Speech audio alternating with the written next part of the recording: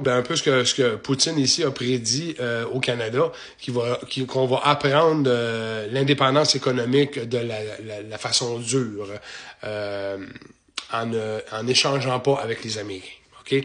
Là, vous voyez présentement Carney avec toute sa gang de elbows up, là, ma gang de raisins là, au Canada, là, qui disent qu'ils vont se battre contre les Américains, contre les tarifs et tout ça. Là, vous vous rendez compte, 2026, je vous l'avais prédit, qu'elle allait être une année très difficile pour le Canada. Parce que là, présentement, Carney a de la misère à trouver des associations, des partnerships, on pourrait dire en anglais, avec d'autres pays, ou même d'autres unions, comme l'Union européenne,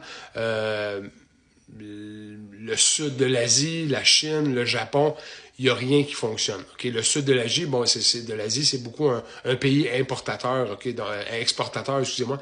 Donc, de ce côté-là, les produits chers qui viennent du Canada sont pas vraiment intéressants.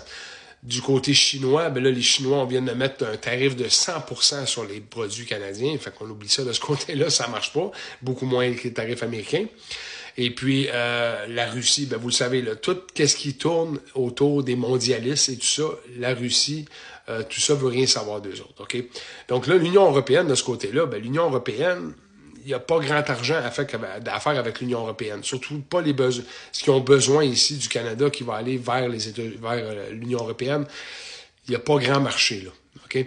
Donc, comme j'explique depuis longtemps, comme les gens qui sont au courant de comment est-ce que l'économie fonctionne, au moins 3/4 de nos exportations vont aux États-Unis. Tout ce que Trump demande depuis le début, c'est d'enlever nos tarifs qu'on a sur les Américains, qu'on a depuis des décennies envers eux autres, qu'on profite d'eux autres.